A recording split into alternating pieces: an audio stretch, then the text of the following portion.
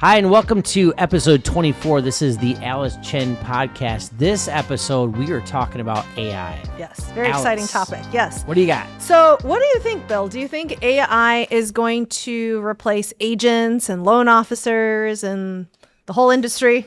You know, that's a great question. You always wonder whether that is going to happen just because you see it all over. And especially watch when we get on our phones today, it's going to be all about AI replacing I know agents and loan officers. the phone's listening it's the to us. scary part, right?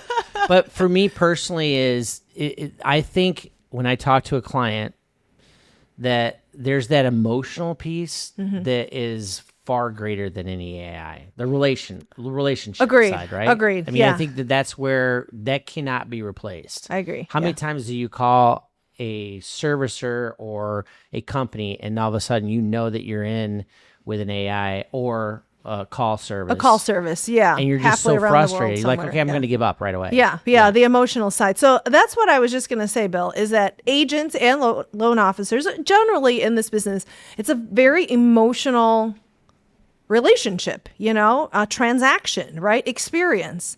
So buying a home, very emotional.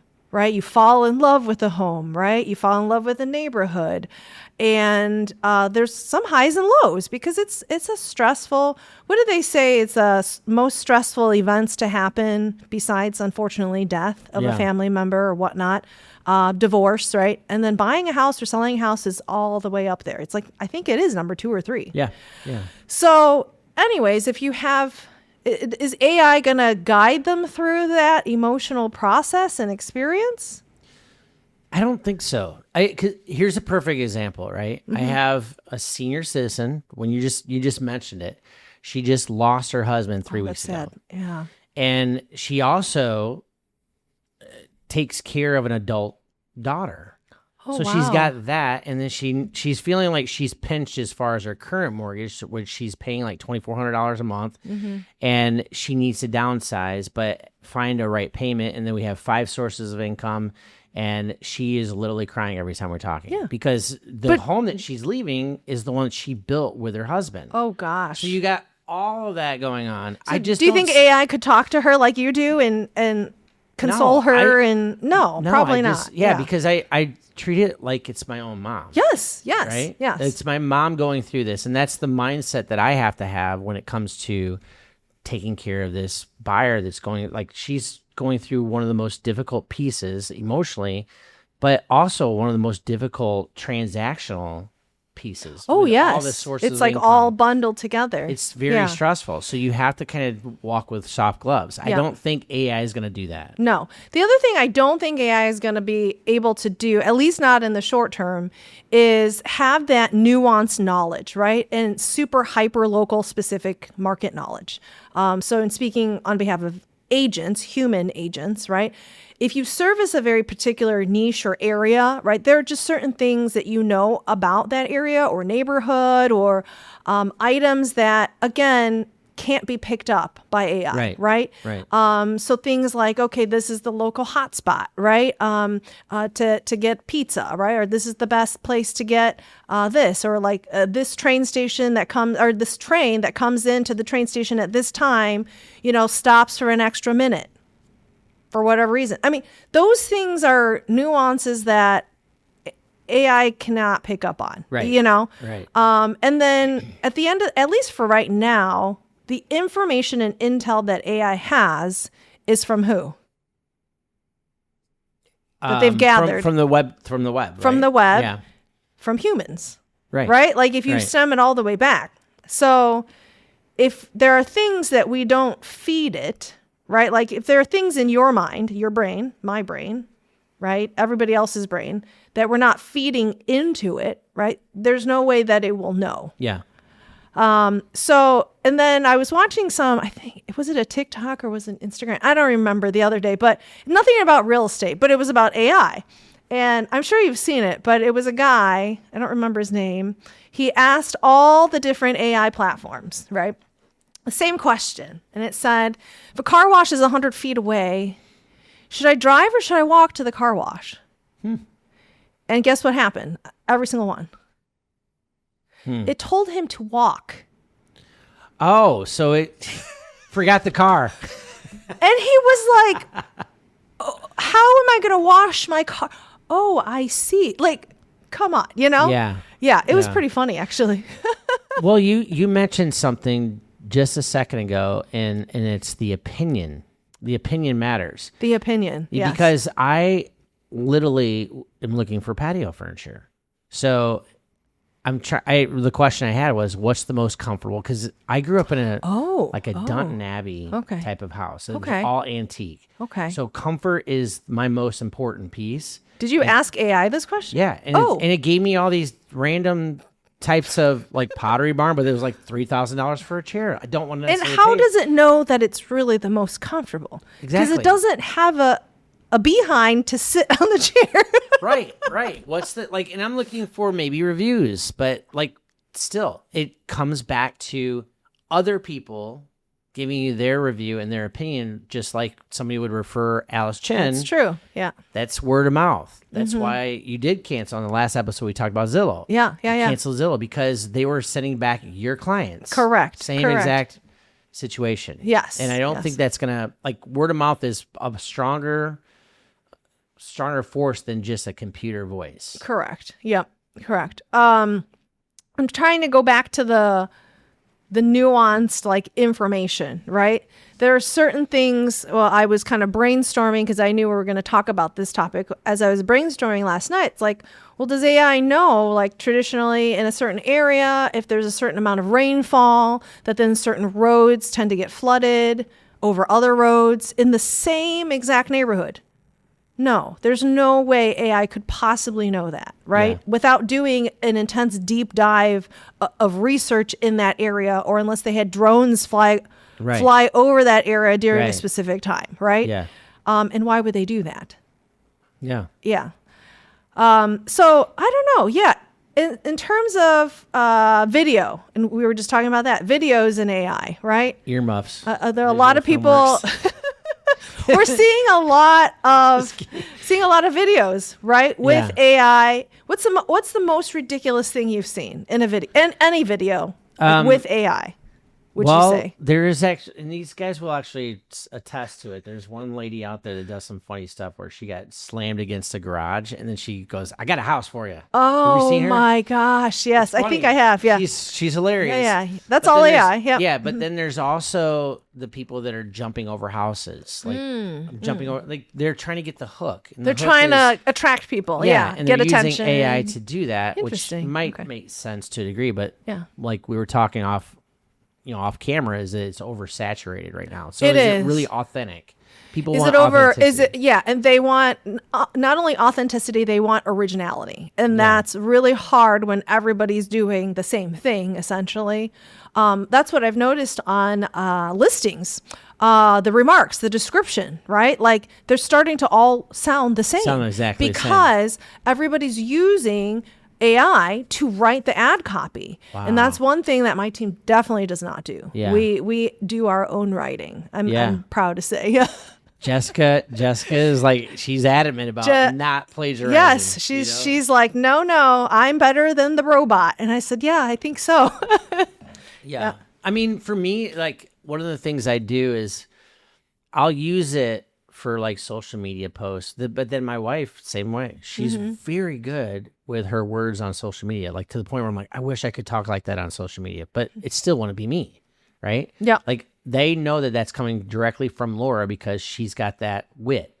Whereas if I put it out there, it's not me, it's actually Laura. So they would actually see that it would be coming from her. But then but my words are just bad. Like I don't talk well or not talk well, but speak well on social media posts. Social media, yeah. So I do use AI every now and then, Chat GPT, to kind of freshen it up or make it sound better.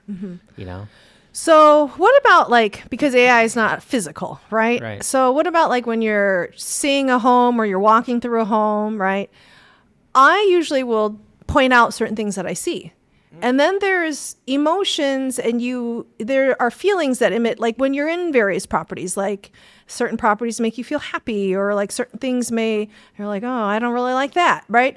And then there are a few homes over the last 21 years that I've been in the business where you don't know why, you can't really put your finger on it, but after you've walked through the house, it gives you like the heebie-jeebies, like you're like, something weird happened here, right? Right. AI can't tell you that. Right. Right? AI can't physically tour the home with you. I mean, I guess you could show them a video or pictures and be like, what is this? Or why is this like this? Yeah. And it could try to attempt to explain it, I suppose. Right. But to me, it's still not the same. Right. It's like when you when you call a call center and you get a robot. Yeah. An automated voice, right? Yeah. And you're like, no, just give me a human. Have you ever done that? Yeah, Have you ever argued with it? Every time I'm like, oh gosh, here we go. So it's going to take me 5 minutes out of my day to get a human. To try to get a human. Because you get all these these prompts. And then you finally get the person, they're the frontline person. So you need to get past them to go to the actual manager. The gatekeeper, right? Right. So there you go. Yep. I think you mentioned it really quick. So like you were hitting on something. I think the key word there is discernment. Like, to have an agent that can discern the needs of a client. Yes. AI cannot do that. They can't discern. They cannot. When you see something that gives somebody the heebie-jeebies, like, okay, I'm going to note that and go, I'm not going to show them the house weird. I'm not going to show them the house that's pointed in this direction because that's their religious viewpoint or whatever, Mm-hmm. So there's that piece that I think that an agent with your skill set is going to trump the AI piece. Really, any agent. I mean, I'm a firm proponent of human beings. How's that? First statement. Yeah. I love it. Human beings. How have you used AI in your industry, Bill? Like, I'm just curious. Like, so how have you utilized it? Yeah, so with guidelines is a big deal. Oh, okay. But the problem is it's like, it's kind of going back to the Zillow talk we had. Yes. You become more dependent on something else, learning, like instead them. of Mm-hmm. But it's not like we've seen it have errors and mistakes, and so the minute you trust that over really doing your due diligence and actually doing your job, finding that the guideline is actually what the guideline is, then you're looking stupid in front of your client because, That's true. Well, AI told me this, or the underwriter for that matter. No, this is actually, like, I've had people say, like, this is the actual rule, not what, ChatGPT says it is. Yeah. You know what? That just reminded me what AI got wrong the other day. It automatically wanted to put a certain house in a specific school boundary. It was dead wrong. Yeah. Really? Super wrong. Okay. Yeah. And I was like arguing with it. Like, I changed it and then it changed it back. I was like, what is happening? Yeah. So we finally fixed it, but I'm like, stop it. Like, it's not that school. It's this school, you know? But I don't know where it was getting the information from, really. Yeah. You know what would strange. be great is if AI could learn the difference between a townhouse and a condo. Oh, I don't Wouldn't know that if be it's great? going to be able to do that. Yeah. Because, like, that's one of the, like, and just so you know, a townhouse can, it looks like those, like, 2-story houses. Sometimes they're not attached, but they're still considered legally by Condos, yes. Condos. Depending on the legal description and the association, everything. Yeah. And it could be as simple as one word, lot versus unit. Correct, is the legal description. And so many agents don't get that, like on the listing side. I know you do, but like there's other agents where I'm like, I can't tell, and they don't know. So That's what do we do? concerning. Because the pricing between a townhouse versus a condo is probably about 0.5%. Well, not only that, but the insurance is different. Wildly different because it depends on whether you're insuring the exterior as well or if you're just insuring the walls in, right? The drywall in. Right. So there are a lot of things that are different about that. Yeah. So I wanted to talk about a few things that we actually do use AI for. So we already talked about some agents use it to write descriptions and things like that. We use it on our team to aggregate and compile data. So statistics, numbers, it does those sorts of tasks really, really well. Okay. And then we can go back and look at we can then, we didn't compile the data, but then we can analyze the data as humans, right? Right. So it saves us a time up front from data entry. The other thing it does really well is, so we do some things the old-fashioned way. So we'll take, for example, property notes for a listing, right? And I handwrite them on an iPad with a stylus. And so then what it will do is I'll have AI then type it up, like in type notes, instead of me sitting there and typing them up in Word, right? Okay, so that everybody can read them. And then the other thing we use AI for is meeting notes. Okay. So if we have a meeting, if we have a team meeting, if we have a phone call, we'll have the notes running so that then it can be circulated at the end of the meeting and everybody knows exactly what was discussed, if they missed the meeting, and then who's going to do what, right? Right. But those are a few things that AI is really good at, actually, instead of me taking notes during a meeting, which is, saves time. Yeah, right. One of the things I thought about in the real estate world is, how many times have you been through a house with somebody and they can't visually see what the house is going to look like because you have maybe too much furniture, or like a bunch of artwork, or just other agents don't do it the way you do it, right? So they don't know how to prepare the house and listing to make it more of a, attraction for the consumer. So I thought of taking a picture of the room and saying, what would you like this room to look like? And then boom, maybe you wanted to turn this space into a speakeasy. What would it look like as a speakeasy? Yeah. Or taking out this wall. Done that too. Yep. Have you done that with? We have a little bit, but there is one thing I want to try. I haven't tried yet. Is I want to do we've done virtual staging, but only really like photo by photo. What I want to try is nothing wild, nothing like jumping over a house. But what I want to try is a video of the interior of the house with it virtually staged, like as you're walking through the house. Oh, that's super cool. Yeah. And then that way, then you can show the audience and the buying public like what it could look like, right, with the furniture in it. And yeah, technology right now is so great that it actually looks real. Yeah. On some of the platforms. Yeah. Yeah, I saw an agent that was in the city. She had a new construction, and she did that. She walked through the house, and all of a sudden, dropped the furniture in, and made it look like the just updated and everything. Yeah, the kitchen, bathrooms, all that. Yeah, so I think I'm gonna try that with a listing soon. Yeah. But nothing crazy. Nothing crazy. Nothing No jumping over the house. No. Flying into the listing. No. Okay. So here's my thought with AI is that I think it's a great starting point for you to think. But I think so many times we as consumers, as professionals, as just human beings become codependent. And I think that's where you have to draw the line. You have to draw the line. Yeah. Are you going to be dependent on this? If you're depending on this, then you're not going to think, and you're not going to have the originality and and all that. Yeah. And then there was I don't know if we talked about it. There was a client, not current client, but there was a client that we were working with earlier in the year that we unfortunately had to part ways with because I realized that the client was almost exclusively using AI to source all their it got to the point of ridiculousness because every time they would send me questions, it would be like pages and pages and I've never in my career seen this. Okay. And so at one point, this was early on, I was like, I wonder where they're getting these questions from. And for some reason I was like, maybe it's ChatGPT, Yeah. And so then I don't know what I typed into ChatGPT, but I kind of put my buyer hat on and I pretended to be them.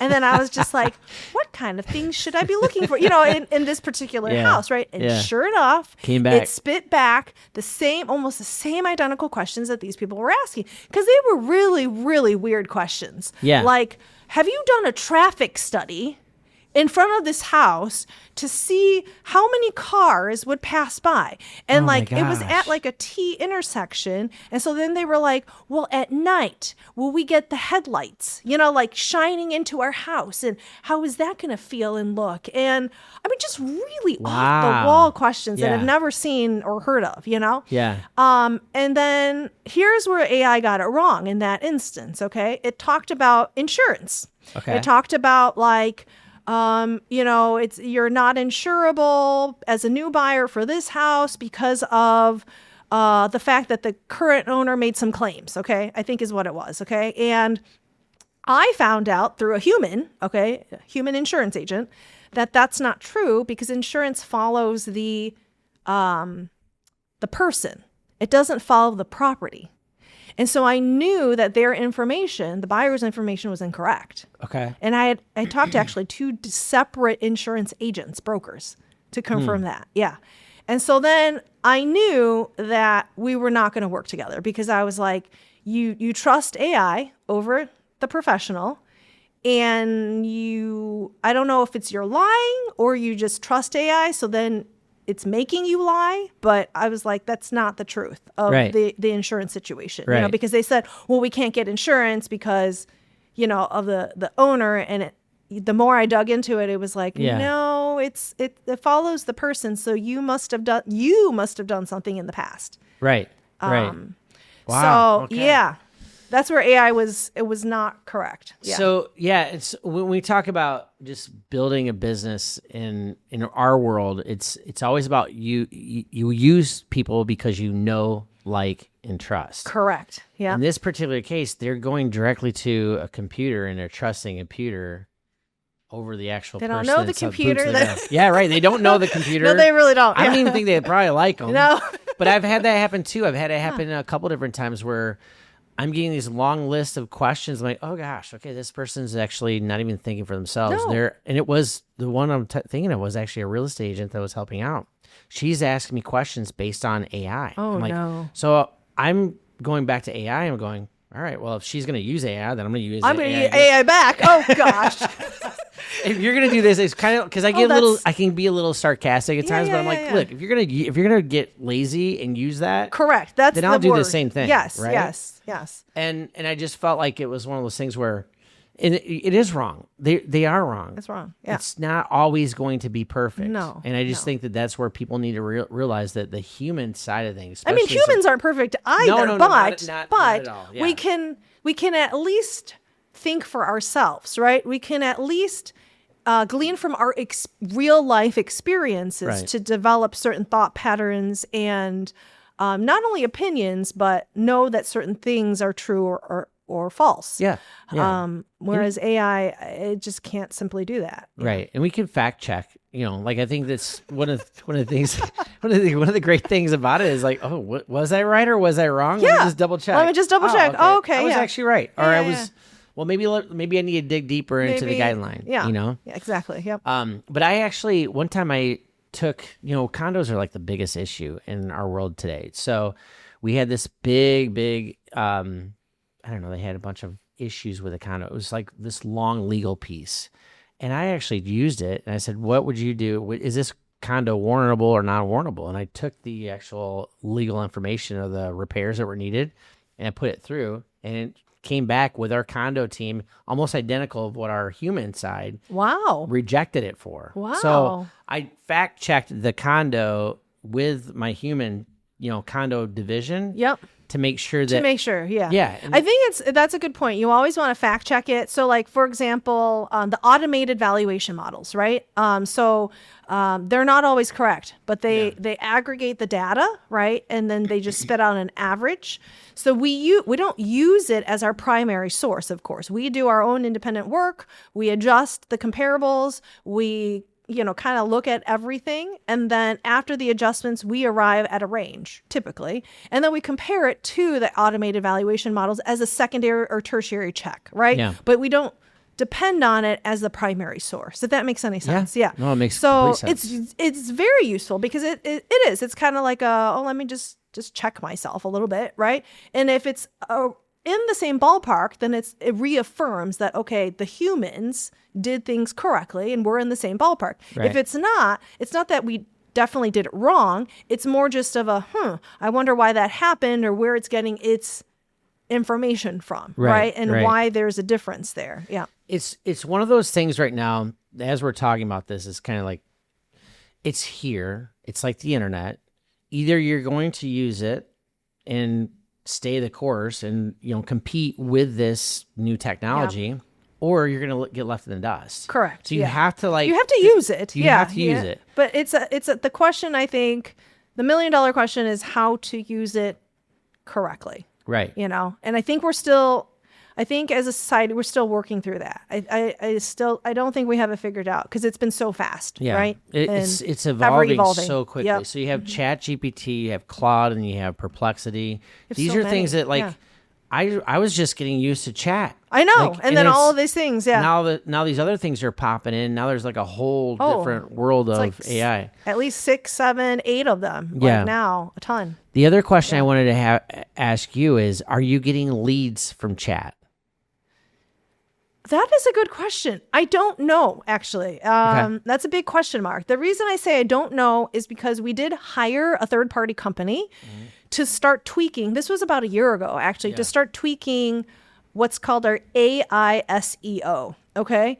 And I have noticed an uptick in inquiries coming in and prospects. I would call them prospects coming in, but it's really hard to discern because we always ask, well, where'd you hear about us? And a lot of times we just get a nebulous answer like, oh, internet, or like, oh, we just found you online. Yeah. Well, that's not helpful, right? So unless I dig more, which sometimes is awkward because you don't want to keep asking, they're like, well, we called you. What does it matter? So it's hard for us to discern, I think, like where they actually came from. If it was truly from, AI, a search, a friend, or a lot of times it's a lot of these things. It's not just one way that they came to us. Right. So maybe a friend of a friend, they heard our name, then they went online and did a search, then they visited our website or what. I mean, there could be so many things. Yeah. So this kind of going off of our last episode, Zillow, right? Yep. That was kind of like the big conglomerate that was creating the dependence of real estate agents. Now I can see that shift, and maybe there was something internally that was going on with AI that goes, oh wait, chat could be the new referral source. Could be, yeah. So how do you get into the algorithm, which is kind of getting into like Matrix world? I know, right? I know. How do you get into the algorithm where the answer. it bumps you up to, hey, if somebody's looking number for 1 or number 2, the agent of Naperville, Alice Chin goes right to the top. I think it's a very complex thing. I think it depends on like what you have on your actual site, right? So if you have revolving content, if you have like blogs, if you had podcasts, if you have like just constant content that has keywords, then I think AI will like start picking it up. I think. Again, I'm not the expert. That's why I hired people, Right. But that would be my best guess. I think so. I mean, I think what you're doing here in the podcast is actually creating content where you can use that consistently to build momentum in the AI world. Oh yeah. I hope so. Yeah.